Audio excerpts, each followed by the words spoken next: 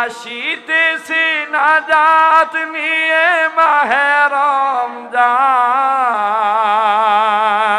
সবাই মিলে করি তার সম্মান। বঞ্চিত যেন মোরা কেহ হই না, প্রভুর প্রেমে কেন সারা দাও না। হৃদয়ের জানালা খুলে দাও না, প্রভুর প্রেমে কেন সারা দাও না। খানাই কাবার সভাপতি বুঝি আব্দুল মুত্তালিবের আর নেতৃত্ব থাকে না। যখন সমালোচনা কারো হয় তার কি আর নেতৃত্ব থাকে? তার নেতৃত্ব বুঝি বিদায় হয়ে যাবে। স্ত্রী ডাক দিয়ে বলে, স্বামী আমার কি হয়েছে আমাকে খুলে বলুন, কেন আপনার নেতৃত্ব চলে যাবে? এবার আব্দুল মুত্তালিব ডাক দিয়ে বলে, বিবি আমি না কেন বিধবা হবার পরেও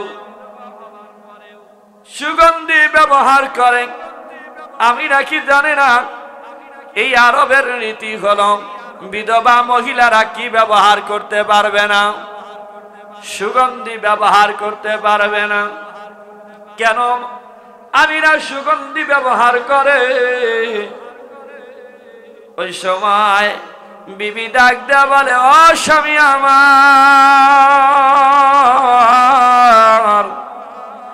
বলন ছিল না আমিও আপনাকে একটা কথা বলবো ভাবছিলাম। বলে, কি বাবা বিবি আমার, কি বলবা? বলে, ও স্বামী আমার, আমি না যখন গোসল করে গোসলখানা থেকে বের হয়, আমি যখন গোসলখানায় ঢুকি মনে হয় কে যেন মেশকো আম্বরের সুগরান দিয়া গোসলখানাকে প্যাক করে রাখছে।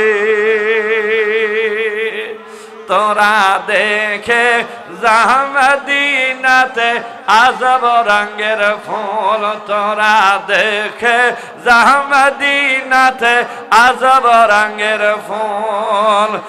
আজব রঙের ফুল রে হাজি, আজব রঙের ফুল, তোরা দেখে মদিনাতে আজব রঙের ফুল, তোরা দেখে মদিনাতে আজব রঙের ফুল। গাছর ইয়াছে আরশ পাওনার নবী নূরেরি পুতুল, তোরা দেখে মদিনাতে আজব রঙের ফুল, তোরা দেখে মদিনাতে আজব রঙের ফুল। বলুন না মারহাবা। আব্দুল মুত্তালিব দেখি বলে, রে স্ত্রী কি বলো? তাহলে আমিনাকে ডাকো, আমরা জিগাই। আমিনাকে ডাকতে বলে, রে মা, ও মা, কেন তুমি বোঝো না? তুমি দীর্ঘক্ষণটি ব্যবহার করো, তোমার কারণে আমাদের মান সম্মান তো থাকছে না। এবার ডাকতে বলে, বাবা কি হয়েছে? বলে, কেন তুমি সুগন্ধি ব্যবহার করো? ওই সময় আমি না কোনো কথা না বলে পাশে একটু থুতু নিক্ষেপ করে দিল। পাশে একটু থুতু নিক্ষেপ করতে দেরি, ওই থুতু থেকেও সুগন্ধি বের হতে দেরি হয় না। আমি না ডাক দি বলি, বাবা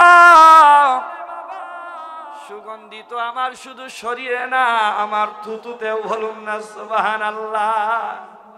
সুগন্ধি শুধু আমার কিসে নয়, শরীরে নয় বাবা, সুগন্ধি তো আমার থুতুতেও। ও মা, বলার ছিল না। ও বাবা, বলতে চাইছিলাম না, গোপন রাখতে চাইছিলাম। যখন আপনারা জিজ্ঞেস করলেন তাহলে বলে দেই, শুনে নেন, শুনে নেন। এই সুগন্ধি আমার না, আমার দুনিয়ার কোন সুগন্ধি আমি ব্যবহার করি না। এই সুগন্ধি হলো আমার পেটের টা। বাবা,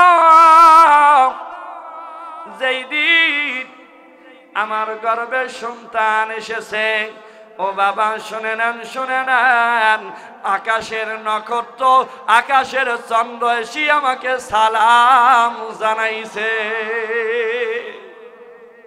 কে সালাম দিছে? আকাশের চন্দ্র তারারা এসে আমাকে সালাম দেয়। আমি না, দুজাহানের বাদশা তোর পেটে, বলুন না সুবহানাল্লাহ। ও বাবা শুনে তাই নয়, 12 জন রাসূল এসে আমাকে সালাম জানায়। জান্নাতের 3 জন রমণী এসে আমার গলায় মালা পরায়া গেছে।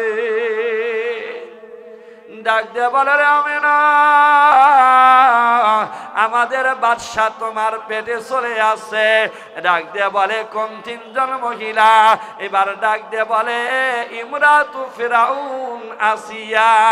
একটা হলো ফিরাউনের স্ত্রী আসিয়া, 2 নাম্বার হলো উম্মু ঈসা মারিয়াম, হযরত ঈসা আলাইহিস সালামের মা মারিয়াম, উক্তু মুসা কুলসুম, বলুন না সুবহানাল্লাহ। 3 নাম্বার হলো মুসা আলাইহিস সালামের বোন কুলসুম। কারণ এই 3 জন রমণী কি আল্লাহর নবী জান্নাতের মধ্যে বিবাহ করবে। এই 3 জন রমণীকে আল্লাহর নবীর সঙ্গে বিবাহ দিয়ে দিবেন জান্নাতে, বলুন না সুবহানাল্লাহ। তো শুধু তাই নয়, ঘরের দেওয়ালগুলো আমাকে সালাম দিতে দেরি করে নাই, বলুন না সুবহানাল্লাহ। চন্দ্র সূর্য গাছ গাছালি পর্যন্ত আমাকে সালাম দেয়। ও বাবা, আগে রোদের মধ্যে বের হলে, হাজী সাহেব তো সৌদি আরব গিয়েছে, জানে যে ওইদিকের রোদের প্রখরতা কেমন। আমাদের বাংলাদেশের মতো নয়, সব সময় এসি চলাই লাগে। এত প্রচন্ড, আর আগে তো এসি ছিল না। আগের আবহাওয়া আরো গরম ছিল, কথা ঠিক কিনা? সেই গরমের মধ্যে আমি যখন বাহিরে বের হতাম, আমার শরীরটা ঘর্মাক্ত হয়ে যাইত, আমার শরীর ঘেমে যাইত। ও মা, কিন্তু এখন থেকে আমি বাড়ি ঘটা দাঁড়ি, আমার মাথার উপরে মেঘমালা এসে ছায়া দিতে দেরি করে না। রবিউল আউয়ালে তোমার আগমনে ফুলেরা সব হেসে খেলে সুগন্ধি ছড়ায়, ফুলেরা সব হেসে খেলে সুগন্ধি ছড়ায়।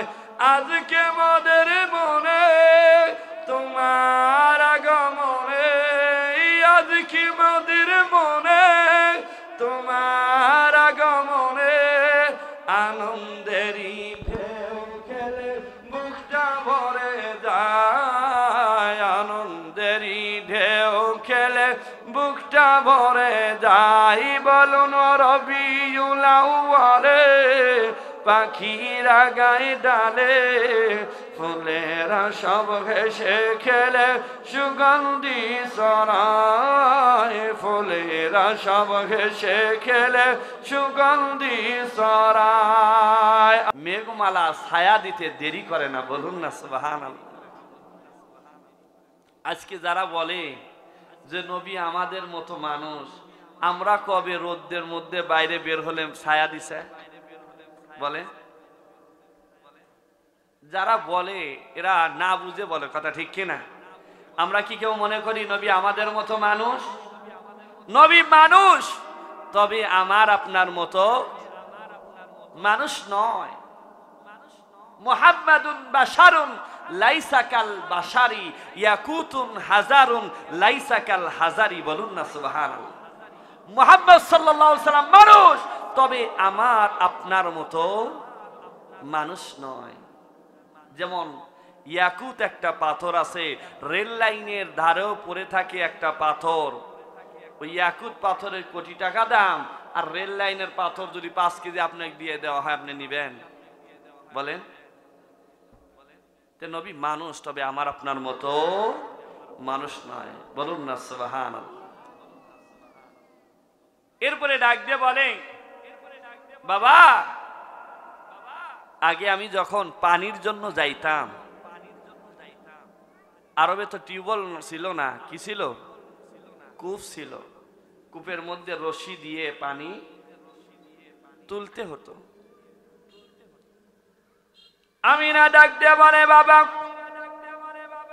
আগে যখন পানি নেওয়ার জন্য যাইতাম, ও বাবা আগে আমার রশি দিয়ে পানি তুলতে হতো, কিন্তু এখন থেকে আমি যখন পানি নিতে যাই, পানি অটোমেটিক আমার হাতের নাগালে চলে আসে।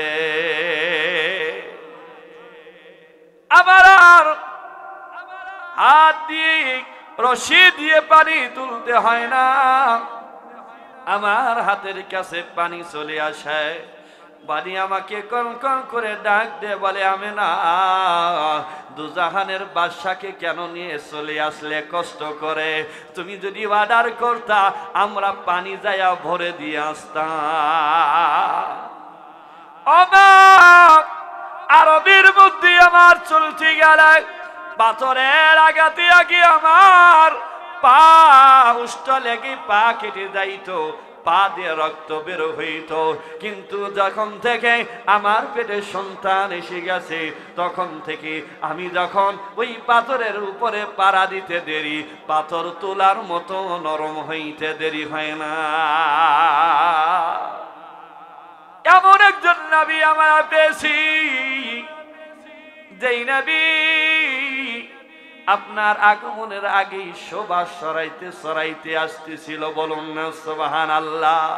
ওই নবী পেয়ে আমরা খুশি না বেজার?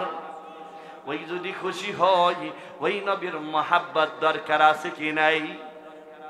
নবীর মহাব্বত কেমনে হাসিল হবে? নবীর ভালোবাসা কেমনে পাওয়া যাবে? আল্লাহ নবী বলে দিয়েছেন, মান আহাব্বা সুন্নতি ফাকাদ আহাব্বানি ওয়া মান আহাব্বানি কানা মাই ফিল জান্নাহ। আল্লাহ নবী ডাক দিয়ে বলে, উম্মত বেটিরা শুনে নাও, তোমরা যদি আমি নবীকে ভালোবাসতে চাও, শুধু মুখে বলবা ভালোবাসি, ভালোবাসা হবে না, তোমার ভালোবাসা প্রমাণ হবে নবীর সুন্নাত দিয়া। বলুন না সুবহানাল্লাহ। এই জন্য নবীর সুন্নাত মানতে রাজি আছি কি নাই? কারা কারা রাজি আছি? আল্লাহ পাক আমাদের কবুল করুন, বলুন আমিন। এইভাবে যদি নবীর সুন্নাত মানতে পারি, 3টি আমলের কথা বলে আমি তাফসীরের মধ্যে চলে যাব। আল্লাহর নবীর এক সাহাবী মহিলা সাহাবী ছিল, ওই মহিলা সাহাবীর বিবাহের বয়স হয়ে গেল। আল্লাহর নবী বললেন, তুমি কেন বিবাহ করছো না? এবার ডাক দিয়ে বলে, ইয়া রাসূলুল্লাহ, ইয়া হাবিবাল্লাহ, হুজুর আমার মনের মধ্যে একটা বাসনা আছে, আমার মনের মধ্যে বাসনা আছে, যদি আমি এরকম একজন পুরুষ পেয়ে যাই তাহলে আমি বিবাহ করব। বলো বলো। নবী ডাক দিয়ে বললেন, বলো বলো কেমন তোমার পুরুষ চাই? এবার ডাক দিয়ে বলে, ইয়া রাসূলুল্লাহ, আমার মনের আকাঙ্ক্ষা হলো আমি যাকে স্বামী হিসেবে মেনে নেব, তার মধ্যে 3টা গুণ থাকতে হবে। 3টা গুণ থাকতে হবে। আল্লাহ নবী ডাক দিলেন, সাহাবী ওমা বলো বলো 3টা গুণ কি কি?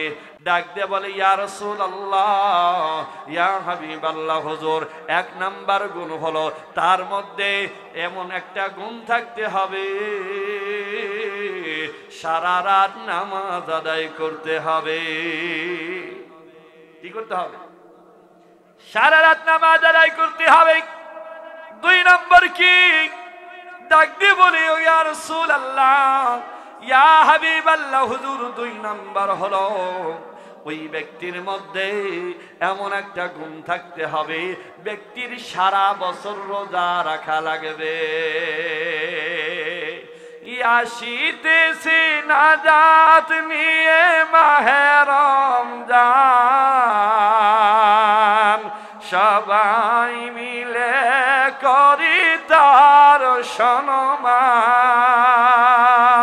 বঞ্চিত যেন মোরা কেহ হই না,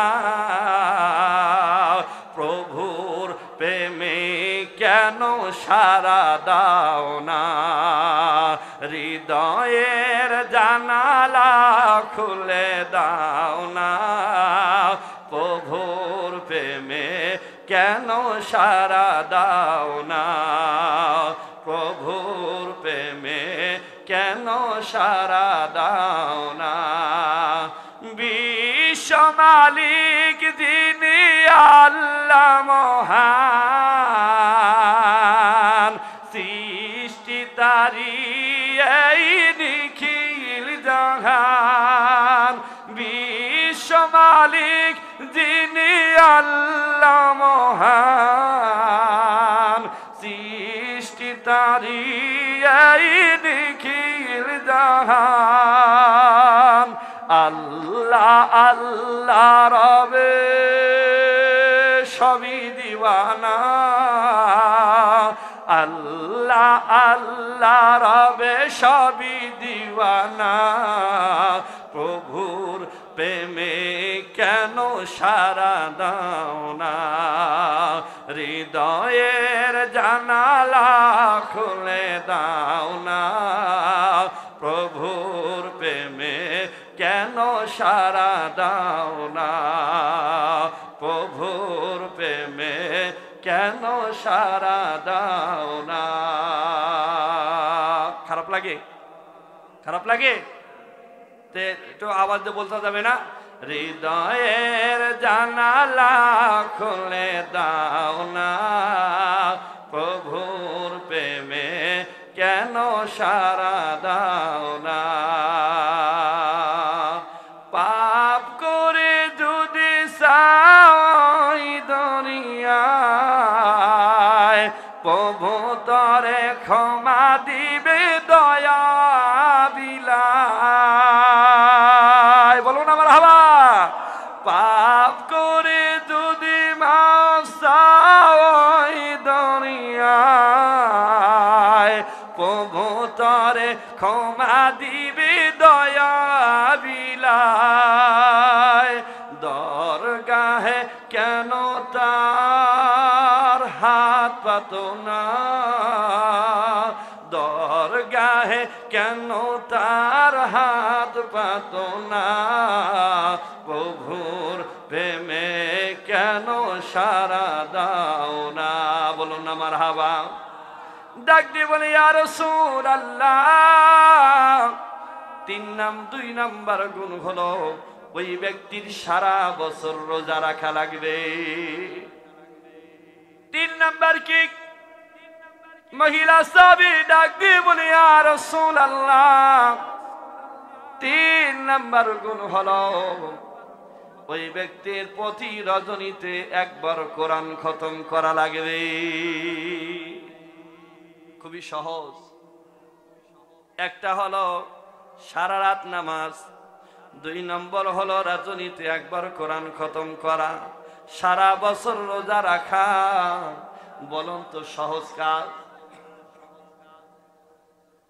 খুবই কঠিন কাজ। কিন্তু আমি বলে দিয়ে যাব যে এই কাজটা মাত্র খুবই সহজ কাজ। শুনতে রাজি আছি কি নাই? শুনতে রাজি আছি তো? ইনশাআল্লাহ বলা হবে ইনশাআল্লাহ। আসেন আমরা এখন একটু তাফসীরের দিকে যাই।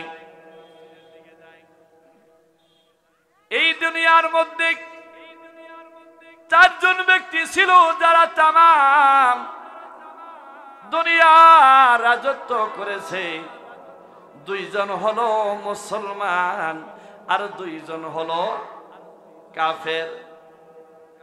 এই কাফেরদের মধ্যে একজনের নাম হলো নমরুদ। নাম কি? নমরুদ যখন তামাম পৃথিবীর বাদশাহ হয়ে গেল, বাদশাহ হওয়ার পরে ওর মনের মধ্যে খায়েশ জাগলো, আমি একটু রব হব। বলুন না নাউজুবিল্লাহ। কি হবে? রব হবে, খুদা হবে, আল্লাহ হবে। বলুন না নাউজুবিল্লাহ। নিজের মনের খায়েশ আমি কি হব? খোদা হব। ওই সময় আপনার নিজেকে খোদাই দাবি করে বসলো, সমস্ত মানুষ তাকে খোদা মেনে নিল। বলুন না নাউজুবিল্লাহ। তার মধ্যে কিছু জ্যোতিষ ছিল, তাদেরকে আপনার নিয়োজিত করে রেখেছিল, কোন বিপদ সংকেত পাইলেই আমাকে জানায়া দেবা।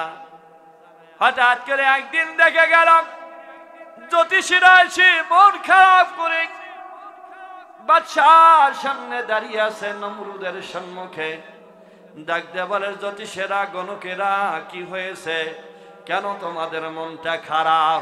এবার ডাক দিয়ে বলে, বাদশাহ, ও আমাদের খোদা। বলুন না নাউজুবিল্লাহ। ওরা কি মানে? নমরুদকে খোদা মানে। ডাক দিয়ে বলে, খোদা। বলে, কি হয়েছে? বলে, বড় বিপদ সংকেত এসে গেছে, আকাশে একটা নক্ষত্র উদয় হয়ে গেছে। ওই নক্ষত্র উদয় হওয়ার কারণে টেনশন বেড়ে গেছে। বলে, কি হয়েছে? ও খোদা, আপনার আর খোদাই বেশি দিন টিকবে না, আপনার খোদাই ধ্বংস করার জন্য তারকাটা যে উঠেছে, এটাই তার প্রমাণ। আপনার খোদাই নস্যাৎ হয়ে যাবে। ওই যে তারকাটা, এটার একটা সংকেত হলো একটা সন্তান অচিরেই দুনিয়ায় আসবে। বলে, কি অবস্থায় আছে গণনা করে কি পাইছো? বলে, পাইছি। 3 দিনের মধ্যে ওই সন্তানটা বাপের ওরস থেকে মায়ের উদরে চলে যাবে। কয় দিনের মধ্যে? 3 দিনের মধ্যে। এবার জরুরি মিটিং ডাকলো, কি করে এই সন্তানটাকে ফেরানো যায়।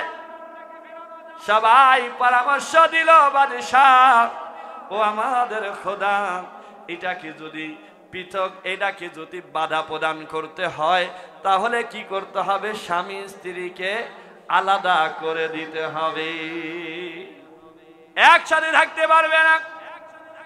স্বামী স্ত্রী যদি এক জায়গায় না হয়, তাহলে সন্তান আসবে না। এবার নমরুদ বলে দিল, ঠিক আছে, যাও যাও, ঘোষণা করে দাও, আজ থেকে কোন স্বামী তার স্ত্রীর কাছে ঘুমাতে পারবে না। পৃথক করে দেওয়া হলো, সবাইকে আলাদা করে দেওয়া হলো। নমরুদও থাকে না। নমরুদের যে বিশ্বস্ত দেহরক্ষী ছিল, তার নাম হলো আজর। নাম কি? আজর নমরুদের বিশ্বস্ত বুদ্ধিমতী দেহরক্ষী। আজর সবসময় তার সঙ্গে থাকে, তার প্রাসাদের মধ্যেই থাকে। আল্লাহ যদি চায়, আল্লাহর চাওয়া কেউ ফেরাতে পারবে? পারে না। ওই চেষ্টা করলো। ওই 3 দিনের মধ্যে লাস্টের দিন যখন এসে গেল, আপনার সবাই ঘুমিয়ে গেছে। আজরের মনে স্ত্রীর প্রতি প্রেম ভালোবাসা জেগে গেল, আগ্রহ বেড়ে গেল। এদিকে আল্লাহ পাক ওই যে আপনার আজরের স্ত্রী হযরত ইব্রাহিম খলিলুল্লাহ আলাইহিস সালাতু ওয়াস সালামের মায়ের মনের মধ্যে স্বামীর প্রতি আগ্রহ বৃদ্ধি করে দিলেন। বলুন না সুবহানাল্লাহ। এমন বৃদ্ধি পেয়ে গেল, আর আটকানো গেল না। আপনার গোপনে গভীর রজনীতেই নমরুদের প্রাসাদের দিকে রওনা হয়ে গেছে। সেদিন কি কাম সকলেই এমন ঘুম ঘুমাইছে, ঘুম দিছে কে? সবাই ঘুমায় গেছে।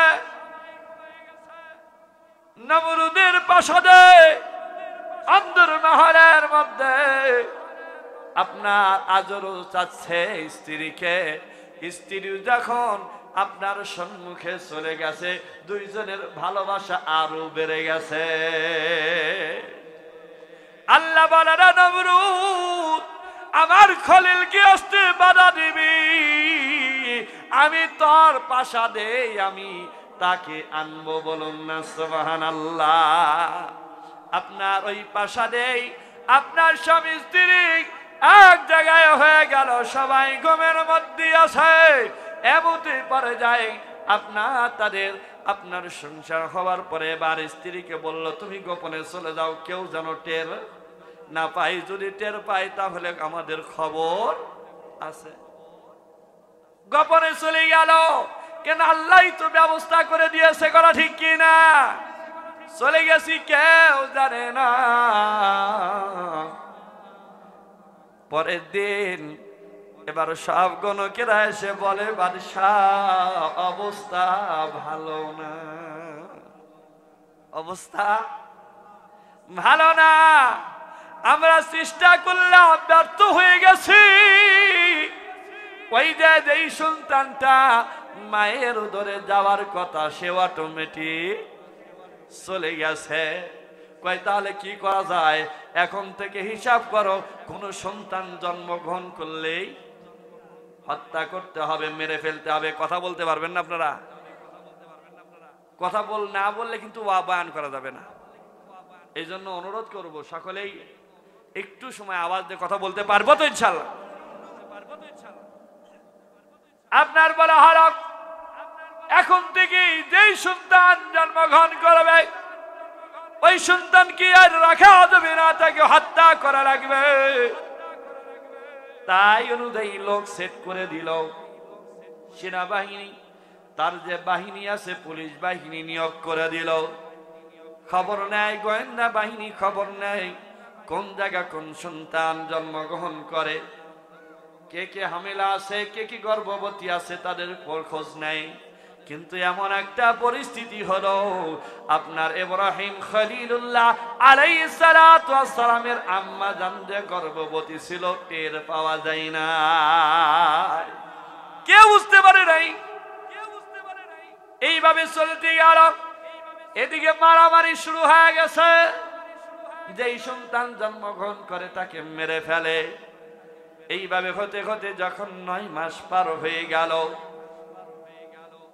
আজরের স্ত্রী দেখলো, যদি আমার বাড়িতে সন্তান প্রসব করি কেউ না কেউ টের পাবে, কেউ না কেউ টের পাবে। গোপনে একটা পাহাড়ের গুহায় চলে গেল। পাহাড়ের কাছে যাইয়া দেখে কে যেন একটা সুন্দর করে গুহা তৈরি করে রাখছে। দুনিয়ার কেউ নাই, কেউ নাই, কেউ নাই। এ পর্যন্ত আজর জানে না যে তার স্ত্রী হামেলা, আজরও জানে না। আজর কারণ এটা নমরুদের খুবই বিশ্বস্ত, নমরুদের বড় ভক্ত, নমরুদ ওকে ভালোবাসে, কারণ ও সুন্দর মূর্তি বানাতে পারে। আর কি আজর কি করে? মূর্তি বানায়। এইভাবে যখন চলতে লাগলো, আজর জানে না আমার স্ত্রী গর্ভবতী আছে, কেউ কি না বলে। গোপনে গুহার মধ্যে চলে গেল। আল্লাহ রাব্বুল আলামিনের কুদরতে কোনো দায়ী লাগে নাই, কোনো ডাক্তার কবিরাজ লাগে নাই, কোনো নার্সের প্রয়োজন হয় নাই। আল্লাহ তাআলা কুদরতি ভাবে ইব্রাহিম আলাইহিস সালাতু ওয়াস সালামকে দুনিয়ায় আনলেন। ওই নবজাতক সন্তানকে একটা কাপড়ের মধ্যে পেঁচাইয়া ওই গুহার মধ্যে রেখে দিলেন। গুহার মধ্যে রাখি দেরি হলে অনেকে টের পাইতে পারে। স্বামী যদি চলে আসে, কেরে আমার স্ত্রী কোথায় গেছে, এই জন্য খুবই তাড়াতাড়ি ইব্রাহিম আলাইহিস সালাতু ওয়াস সালামকে একটা কাপড়ে পেঁচাইয়া ওই গুহার মধ্যে রেখে মা চলে গেল। কারণ সন্তানের এত সুন্দর চেহারা, কারণ মার মনে সন্তানের প্রতি কত ভালোবাসা করা ঠিক কিনা। দুনিয়ার বুকে মায়ের মতো সন্তানকে কেউ ভালোবাসে? কারণ সন্তান যখন মায়ের গর্ভে চলে আসে, ওই সন্তান গর্ভে থাকা অবস্থায় মায়ের কলিজার মধ্যে 1 নয় 2 নয় 4500 লাথি মারে। কয় হাজার? 4500 লাথি মারে। ওই একটা লাথি যদি ওই সন্তান বাবার কলিজায় মারতো, বাবা বাঁচতে পারতো না। বাবা একটা লাথিতেই দুনিয়া থেকে বিদায় হয়ে যাইত। মা তো মা, যার হয় না তুলনা, আদর করেন যিনি, লালন করেন তিনি, সোহাগ ভোলানো আসলে মা পরশমণি। মা তো মা, যার হয় না তুলনা। করা ঠিক কিনা? মা এত ভালোবাসে, মার অন্তরে যে লাথি মারে, এই লাথি মারার দ্বারা কি হয়? ওই যে যত সন্তান মায়ের কলিজায় যতবার লাথি মারে, আল্লাহ এমন সিস্টেম করে দিয়েছে, প্রতিটা যতবার লাথি মারে, ওই লাথির কারণে আল্লাহ পাক মায়ের অন্তরে তত ভালোবাসা পয়দা করে দেয়। মা 9টি মাস 10টি মাস যারা আপনারা বিবাহ করেছেন, যাদের সন্তান হয়েছে, তারা আপনারা দেখতে পারছেন স্ত্রী কত রাত রজনী কেন্দে কেন্দে কাটাইছে। কটা ঠিক কিনা? ঘুমাতে পারে না, বসতে পারে না, উঠতে পারে না। সন্তান আঘাত করে, মা শোয়া থেকে বসে, বসা থেকে দাঁড়ায়, দাঁড়ার থেকে বসে, কোনোভাবেই মা শান্তি পায় না। আমরা তো নাক ডেকে ঘুমাই, মা কিন্তু অনেক রজনী ঘুমাতে পারে না। সন্তান যখন গর্ভে আসে, কেউ কি আস্ত নাই, সবটিরই না, একটা নাক নাই, একটা কান নাই, একটার কি পেট ফুড়ো হয়ে গেছে, এইতে কি কেউ নেবে? বাবার চোখ বড় বড় হয়ে গেছে, ডাক দে বলে, রে ইব্রাহিম অবস্থা কেন? ডাক দে বলে, বাবা এরা এক একজন ক্ষমতা নিয়ে মারামারি শুরু করে দিছে। ওকে লাত্তি মারে ওর কান ফাড়ায় ফেলাইছে, ওকে ঘুষি দিয়ে ওর দাঁত ফাটা ফেলাইছে, ওকে ঘুষি দিয়ে নাক ফাটা ফেলাইছে, ওকে লাত্তি দিয়ে পেট ফুটো করে ফেলাইছে। আমি একা একা ফিরাইতে পারি না, বাবা গো মাফ চাই, আমার দ্বারা এই মূর্তির পূজা হবে না। ও বাবা বলো বলো, তোমার রবকে ডাক দেয়া বললো, একে যদি এখন ফিরাও, এই নমরুদের কাছে নেওয়া লাগবে। কার কাছে নেওয়া লাগবে?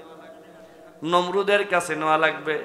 তাহলে যদি বড়র কাছে যাই, আমরা কি করি? সন্তান যদি আপনার দুষ্ট হয়, আমরা পীর সাহেবের কাছে অথবা হুজুরের কাছে, হুজুর একটু দোয়া করে দেন, কই কি না? দেখলো ওখানে তো বড় হুজুর কি খুদা নমরুদ, যার কাছে নিয়ে যাই, নিয়ে গেলে কি করবে? এর একটু ফুফা দিয়ে দিলে কি হয়ে যাবে? এর ঠিক হয়ে যাবে। কারণ দুষ্ট সন্তান আমরা নিয়ে যাই না, যত দোয়া করে দেন, খুব দুষ্ট, খুব জ্বালায়। তেমনি ভাবে নিয়ে গেছে ইব্রাহিম আলাইহিস সালাতু ওয়াস সালাম। যখন নমরুদের পাশে গেছে, দেখে নমরুদ বোরকা পরে বের হচ্ছে। কি করছে? নমরুদ বোরকা পরে বের হয়েছে। আপনার কারণ নমরুদ ছিল কুৎসিত কালো। নমরুদ কি ছিল না? সৌন্দর্যের অধিকারী ছিল না। এই জন্য সে কি করে? বোরকা পরে। আমাদের দেশেও দেখা যায় যেগুলো আপনার এই যে দুনিয়ায় দেখা যায় মিষ্টি যে থাকে, মিষ্টিগুলো কি আটলা করে রাখে, রসগোল্লা চমচম এইগুলো কি খোলা রাখে? কথা ঠিক কিনা? আল আলকাতরা একদম মুখ ঝালাই করে ডাইকে রাখে, করা ঠিক কিনা? তেমনি ভাবে আমাদের সমাজে দেখা যায় যারা বুড়ি হয়ে গেছে, যারা আলকাতরার সমান হয়ে গেছে, যাদের দিকে মানুষ ফিরেও তাকায় না, এরা বুরকা পরে চলে আর নাতিন ঘরে খোলা বের করে, কথা ঠিক কিনা? ডুবলো হাদিস পাক কোরআন, আজ কেন ঘুমাও মুসলমান, হায় রে ডুবলো হাদিসে পাক কোরআন, আজ কেন ঘুমাও মুসলমান। বাংলাদেশের এই কি নীতি, নারী হতে চায় পুরুষ জাতি, বাংলাদেশের এই কি রীতি, নারী হতে চায় পুরুষ জাতি, কিবা নারী কিবা পুরুষ না করা যায় অনুমান, আজ কেন ঘুমাও মুসলমান, হায় রে ডুবলো হাদিসে পাক কোরআন, আজ কেন ঘুমাও মুসলমান, কথা ঠিক কিনা? এই জন্য আজকে যারা এখানে আছেন, পর্দার অন্তরালে যে সমস্ত মা বোনেরা আছেন, আমি আপনাদেরকে অনুরোধ করব, ও মা বোনেরা, আপনারা আপনাদের সৌন্দর্য দুনিয়ার কাউ পর পুরুষকে দেখাবেন না, যা দেখাবেন এটা জাহান্নামের লাকড়ি হয়ে যাবে। আপনাদের সৌন্দর্য একমাত্র প্রদর্শনের জন্য আল্লাহ পাক আপনার হকদার করে দিয়েছে আপনার স্বামীকে, কথা ঠিক কিনা? আমাদেরকেও আমাদের সন্তানদেরকে পর্দায় রাখতে হবে। কারা কারা রাজি আছি? একটু হাত তুলে দেখায়, নারা তাকবীর। আজ থেকে আমরা পর্দায় রাখবো তো ইনশাআল্লাহ। ছেড়ে দেবেন, আপনি নামাজ পড়বেন, আপনি তাহাজ্জুদ পড়ে পড়ে কপাল জুড়ি ফাটাইয়া ফেলেন, আপনার সন্তানকে আপনি বেপরদায় ছেড়ে দিয়েছেন, কোনো লাভ হবে? রাগ করতেছেন? এই জন্য পর্দায় রাখতে হবে। খালি নিজেরা নামাজ পড়লে হবে না, বাড়ি ঠিক করতে হবে, কথা ঠিক কিনা? আল্লাহ পাক ঠিক করা তৌফিক দান করুন, সকলে বলে আমিন। নমরুদ সৌন্দর্য ডাক দিয়ে বলে, রে খোদা তুমি কি করো, তোমার বোরকা সরাও, তোমারে আমি দেখব। এবার দেখে নমরুদ হলো কালো। ইব্রাহিম আলাইহিস সালাম আমাদের জাতির পিতা ডাক দিয়ে বলে, I don't like, get out, আমি তোমারে পছন্দ করি না, তুমি যাও। যেই ব্যক্তি নিজে সুন্দর না, ওই ব্যক্তি পৃথিবী কিভাবে সুন্দর করবে? যে নিজেই সুন্দর না, নিজের চেহারাতেই সুন্দর করতে পারে নাই, ও দুনিয়ার কি সৌন্দর্য করতে পারবে? এটা রব হতে পারে না।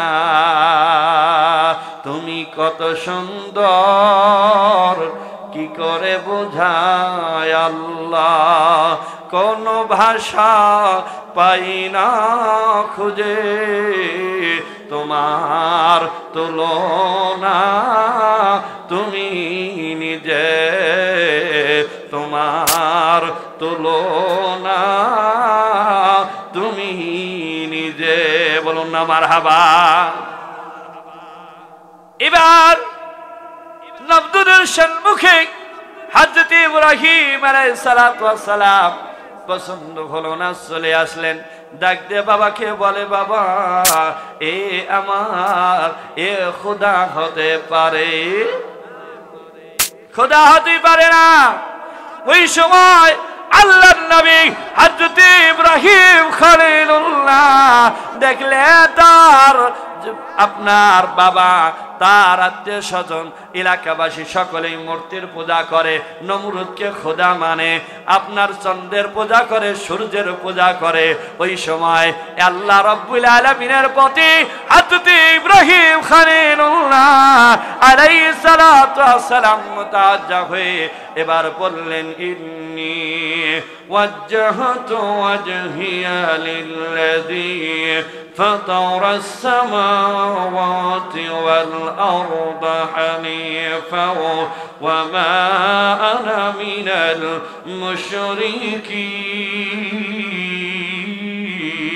المشركين। ডাক দিয়ে বলি, ও দুনিয়ার মানুষ শুনে নাও, ইন্নী ওয়াজ্জাহতু আমি মুখ ফিরায়া নিলাম লিল্লাযী ফাতারাস সামাওয়াতি ওয়াল আরদ, যিনি আকাশ এবং জমিনের সৃষ্টিকর্তা। ওয়া মা আনা মিনাল মুশরিকিন, আমি মুশরিকদের অন্তর্ভুক্ত নই। বলুন না সুবহানাল্লাহ। এইভাবে হযরত ইব্রাহিম আলাইহিস সালাতু ওয়াস সালাম মানুষকে বোঝাতে লাগলেন। মানুষকে যখন আপনার এই দিকে ডাকতে লাগলেন, বাবাকে বোঝায়, দেখেন বাবাই তো আপনার মূর্তি তৈরি করে। আগে কাকে দাওয়াত দিতে হবে? বাবাকে দাওয়াত দিতে হবে। এই জন্য ইব্রাহিম আলাইহিস সালাতু ওয়াস সালাম বাবাকে ডেকে বলে, বাবা আপনি কেন এই মূর্তির পূজা করেন? এইগুলোর কেন আপনি পূজা করেন? এইগুলোর আপনি পূজা করতে পারেন না। ডাক দিয়ে বলে, ইয ক্বালা লিআবিহি ওয়া কওমিহি মা হাযিহি তামাসিলুল্লাতী আনতুম লাহা আকিফুন। ও বাবা, এই যে আপনি মূর্তির কেন পূজা করেন? এইগুলো কি না আপনাকে আবদ্ধ করে রেখেছে? এইগুলোর কেন আপনি পূজা করেন, ইবাদত করেন? এই মূর্তির কেন আপনি পূজা করেন? এবার বাবা ডাক দিয়ে বলে, ক্বালু ওয়াজাদনা আবানা লাহা আবিদিন।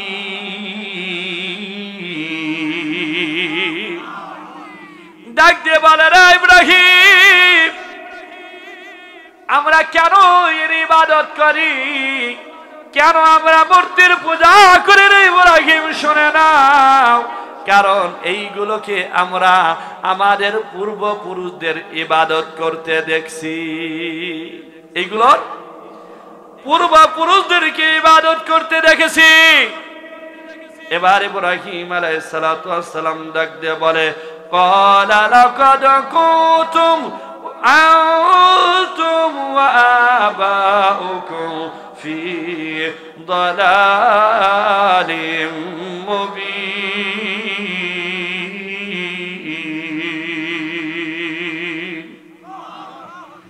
ডাক দিয়ে বলে, ইব্রাহিম আলাইহিস সালাম বলল, ও বাবা, ও কওমের লোকেরা, তোমরা নিজেরা এবং তোমরা তোমাদের পূর্বপুরুষ সবাই বিভ্রান্তির মধ্যে আছে, সবাই পথভ্রষ্ট, সবাই গুমরাহির মধ্যে আছে।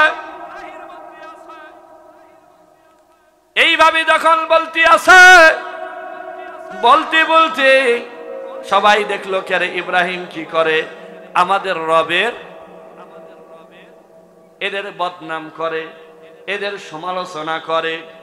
এই কথা কার কাছে চলে গেল? নমরুদের কাছে চলে গেল। নমরুদ ডাক দিয়ে বলে, তাকে নিয়ে আসো আমার কাছে। আল্লাহ পাক হযরত ইব্রাহিম আলাইহিস সালাতু ওয়াস সালামকে নবুয়তি দান করে দিলেন। দান করে দেওয়ার পরে এবার ইব্রাহিম আলাইহিস সালাতু ওয়াস সালাম এবার ডাক দিয়ে বলেন, নমরুদ, ও নমরুদ, কি করো তুমি? পড়ো লা ইলাহা ইল্লাল্লাহু ইব্রাহিম খলিলুল্লাহ। সরে বলুন না মারহাবা। ইব্রাহিম আলাইহিস সালাতু ওয়াস সালামের দাওয়াত পেয়ে নমরুদ ডাক দিয়ে বলে, রে ইব্রাহিম, তোমার কত বড় সাহস! আমি তো খোদা। বলুন না নাউজুবিল্লাহ। তুমি আমাকে তোমার রবের দাওয়াত দাও। ও ইব্রাহিম, তোমার রবের কি ক্ষমতা? কি বোকা! তোমার রবের কি ক্ষমতা?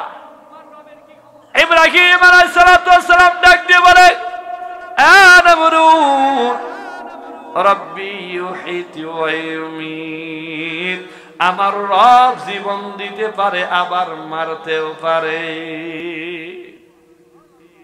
কি করতে পারে? আমার রব মারতেও পারে, বাঁচাতেও পারে। এবার ডাক দিয়ে বলে, রে ইব্রাহিম, ওটা তো আমিও পারি। কি বলো? কি কয়? এটা তো আমিও পারি। বলে কাইফা, কিভাবে? এবার বলে জেলার যে আসো দুইজন আসামি নিয়ে আসো, একজন ফাঁসির আসামি আর একজন আসামি, দুইজন নিয়ে আসো। আনার পর বলে একটা জবাই করো, আর একটা করলো যা মুক্তি করে দিলাম। কে দেখছাও আমিও পারি, বলুন না নাউজুবিল্লাহ। আল্লাহ কি করলো, একজন জিন্দা মানুষ মারলো আর জিন্দা মানুষকে কি করে মুক্তি করে দিল। এটা কি, ও বাঁচাইতেও পারে মারতেও পারে।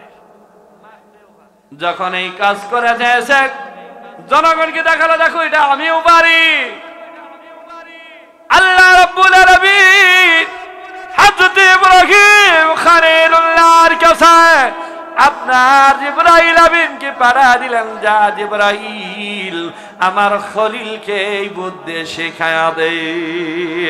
জিবরাইল আমিন এসে ডাক দিয়ে বলে, ওগো আল্লাহর খলিল, ও আল্লাহর পয়গম্বর ইব্রাহিম আলাইহিস সালাতু ওয়াস সালাম, আপনি বলুন আমার রব পূর্ব দিক থেকে সূর্য ওঠায় পশ্চিম দিকে ডোবায়, তাহলে তুমি যদি রব হয়ে থাকো, তুমি যদি খোদা হয়ে থাকো, তাহলে দেখি তুমি পশ্চিম দিক থেকে সূর্য উঠাও।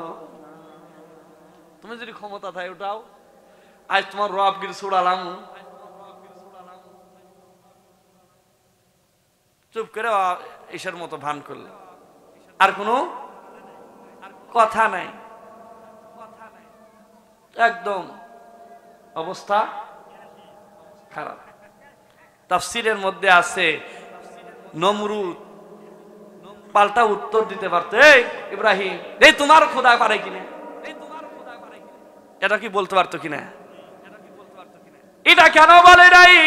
মুফাসসিরে কিরাম বলেন নমরুদ ভালো করে জানে আমি কেবল কোন দাইতে খোদা, আর ইব্রাহিমের খোদা কত বড় পাওয়ারের খোদা।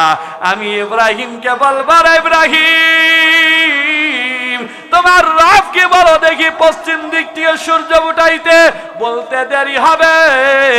পূর্ব দিক পশ্চিম দিক থেকে সূর্য উঠতে দেরি হবে না।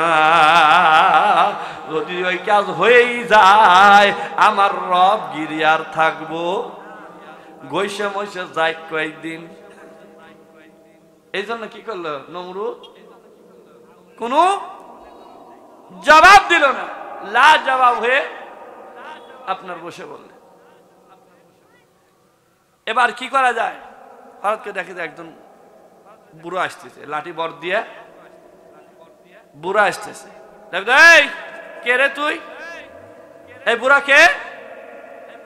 বলে আনা শাইখুন নাস, আমি নজদিকের একজন বুড়া, আমি নজদের একজন বৃদ্ধ। বলে তুমি কেন এখানে, কি হয়েছে? বলে তোমার সঙ্গে কি ইব্রাহিমের তর্ক লাগছে না?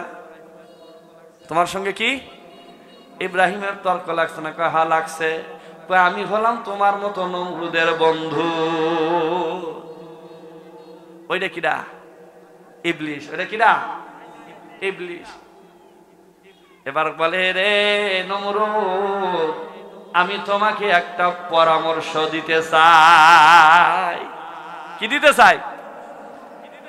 নমরুদ আমি তোমাকে পরামর্শ দিতে চাই। বলে কি পরামর্শ দিবা? বলে তাহলে তুমি কি করো, একটা মেলা লাগাও। একটা কি করো? শহরের বাইরে একটা মেলা লাগাও, আর ওই মেলার মধ্যে কিছু সুন্দরী রূপসী মেয়েদেরকে আপনার উলঙ্গ করে নৃত্যের ব্যবস্থা করে দাও। তাদেরকে যারা দেখবে তাদের ইমান তাদের নসিব হবে না। আর ওই মেলার মধ্যে কায়দা করে বন্ধু বান্ধব দিয়ে যেভাবে পারো ইব্রাহিমকে ওই জায়গায় নিতে হবে। ইব্রাহিমকে যদি ওই জায়গায় নিতে পারো, তাহলেই তোমার উদ্দেশ্য হাসিল হয়ে যাবে। বলুন না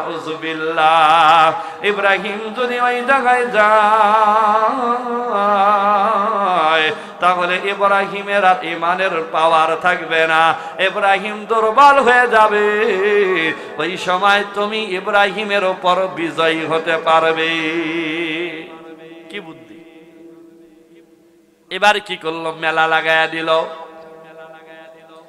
মেলা যখন শুরু হয়ে গেল, মেলা শুরু হওয়ার পরে এবার ইব্রাহিম আলাইহিস সালাতু ওয়াস সালামকে এবার লোকজন এসে ডাকে যে ইব্রাহিম চলো, ইব্রাহিম চলো মেলায় যাই। ইব্রাহিম আলাইহিস সালাতু ওয়াস সালাম ওই সময় আকাশের দিকে তাকিয়ে ডাক দিয়ে বলে, আমি হলাম অসুস্থ। আমি কি? আমি হলাম অসুস্থ, তোমরা চলে যাও। আমি অসুস্থ, তোমরা চলে যাও। যখন এই কথা বলছে, এর ব্যাখ্যা মুফাসসিরে কেরাম বলেন, ইব্রাহিম আলাইহিস সালাতু ওয়াস সালাম শারীরিকভাবে সুস্থ ছিল, শারীরিকভাবে সুস্থ ছিল, কিন্তু অসুস্থতা বললো, এটা আর মিথ্যা হয়ে গেল না? কিন্তু মুফাসসিরে কেরাম বলেন, ইব্রাহিম আলাইহিস সালাতু ওয়াস সালাম এই কথা বলেছিলেন কারণ মুফাসসিরে কেরাম বলেন অসুস্থতা দুই ধরনের। কয় ধরনের? একটা হলো শারীরিক অসুস্থতা, আর একটা হলো মনের অসুস্থতা, মনের রোগ। কথা ঠিক কিনা? ইব্রাহিম আলাইহিস সালাতু ওয়াস সালাম যখন দেখলাম সকলেই শিরকের মধ্যে নিমগ্ন, শুধু তাই নয়, তার বাবা আজরও ওই আপনার শিরকের মধ্যে নিমগ্ন, এইটা যখন দেখেছে ইব্রাহিম আলাইহিস সালাতু ওয়াস সালামের মনটা বড় ভারাক্রান্ত, মনটা বড় বেদনা। আমার সম্মুখে আমার বাবা জাহান্নামের যাত্রী হয়ে যাচ্ছে। এটা কি মনের? মনের আপনার অসুস্থতা। এই জন্য ইব্রাহিম আলাইহিস সালাতু ওয়াস সালাম বলেছিলেন, আনা সাকিন, আমি হলাম অসুস্থ। বলুন না সুবহানাল্লাহ। এখন যদি আপনি একজনকে দাওয়াত দিলেন, পরের দিন দেখা হয়ে গেল, কিরে ভাই তোমাকে দাওয়াত দিলাম তুমি আসলে না। ভাই ভাই আমি অসুস্থ, কথা আছে আর? ইব্রাহিম আলাইহিস সালাতু ওয়াস সালাম না করার তো সুযোগ নাই, যাওয়াই লাগবে, কারণ বাদশার অর্ডার, না গেলে খবর আছে। কিন্তু যখন বলছে আমি অসুস্থ, আর কথা নাই। এবারের যাত্রা ইব্রাহিম আলাইহিস সালাতু ওয়াস সালাম পাশ করলেন। বলুন না সুবহানাল্লাহ। কারণ আমাদের জাতির পিতা ইব্রাহিম খলিলুল্লাহ তার জীবনটাই শুধু পরীক্ষার মধ্যে দিয়েছে। কথা ঠিক কিনা? এই পরীক্ষায় হযরতে ইব্রাহিম আলাইহিস সালাতু ওয়াস সালাম পাশ করে গেলেন। এরপরে কি করলেন? আপনার এটাই কাজ হলো না। ইব্রাহিম আলাইহিস সালাতু ওয়াস সালাম বলেন, আমি কি করব? তোমরা যখন এখান থেকে চলে যাবে, ওয়াতাল্লাহি লাকিদান্না আসনামাকুম বাদা আন তুওয়াল্লু মুদবিরিন।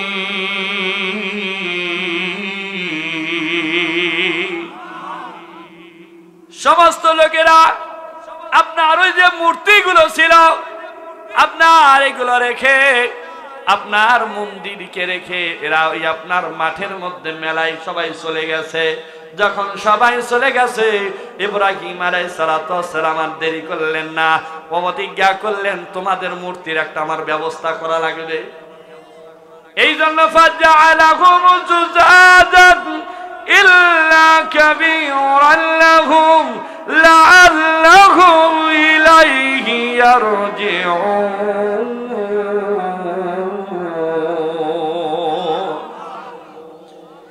ইব্রাহিম আলাইহিস সালাতু ওয়াস সালাম একটা কুড়াল হাতে নিলেন, কুড়াল নিয়ে রওনা হয়ে গেলেন।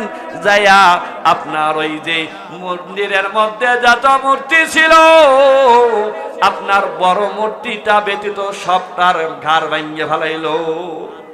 সব কাটা কি ঘাড় ভাঙতে হাত পা ভেঙে ফেলাইছে, শুধু বড়টা কি রাখছে, বড়টার কাঁধের উপরে কুড়ালটা ঝুলাইয়া দিয়েছে।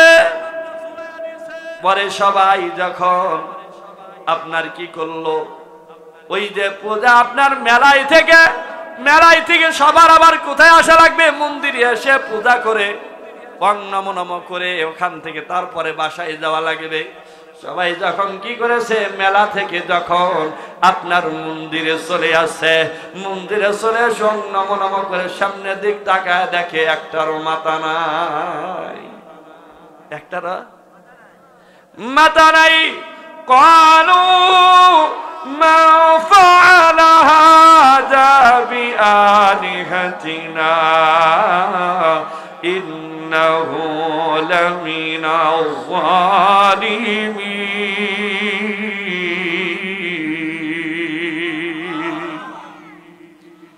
যখন এরা দেখলো ইব্রাহিম আলাইহিস সালাম আপনার ওই যে মূর্তিগুলোর কি নাই, হাত নাই, পা নাই, আপনার ঘাড়ের উপর তাদের মাথা নাই, তারা বললো এই কাজটা করলো কেডা রে? এই কাজটা করলো কেডা রে? কার এত বড় সাহস যে এই কাজ করেছে? সে নিশ্চয়ই জালেম, সে অত্যাচারী। সে কি অত্যাচারী? এই যখন সবাই আলোচনা করতে লাগলো।